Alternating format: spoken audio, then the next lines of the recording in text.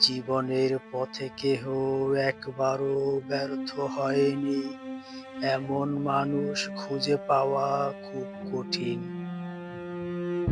আমি একবার বড় সুযোগ হারিয়েছিলাম, মনে হচ্ছিল সব শেষ।